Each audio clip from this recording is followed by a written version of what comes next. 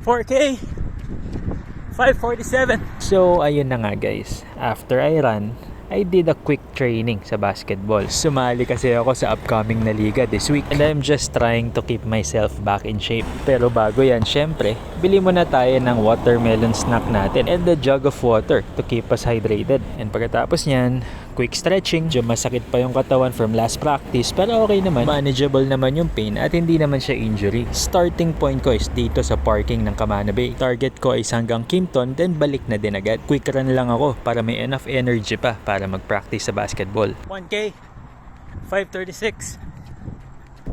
Masakit talaga ang calves ko. Tingnan natin, baka mawala. Saktong sakit lang naman.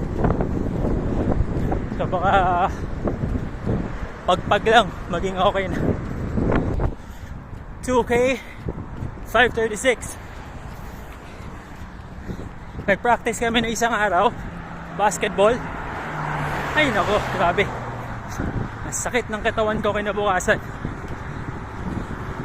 Hindi nga ako nakatakbo. So sabi ko, papahinga ko na lang.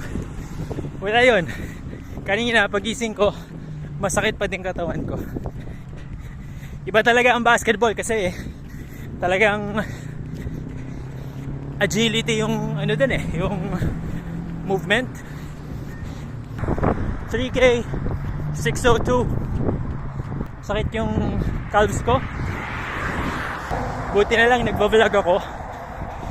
Kasi kung di ako nagba-vlog, siguro tumigil na ako.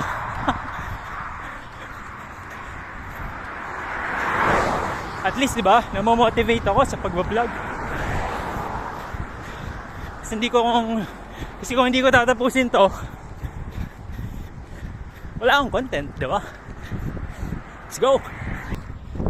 4K, 5:47. Let's go! Woo! Sarap tumakbo. 5K, 5:49. That's it. Punta tayo sa court. Shooting lang konti. Tingnan natin kung kaya pa natin tumakbo ng konti doon. But that's it for tonight. That's it for running tonight. Then lipat tayo sa basketball court. Let's go. Tayo sa court ngayon. Drills lang tayo ng konti. Tapos shoot around.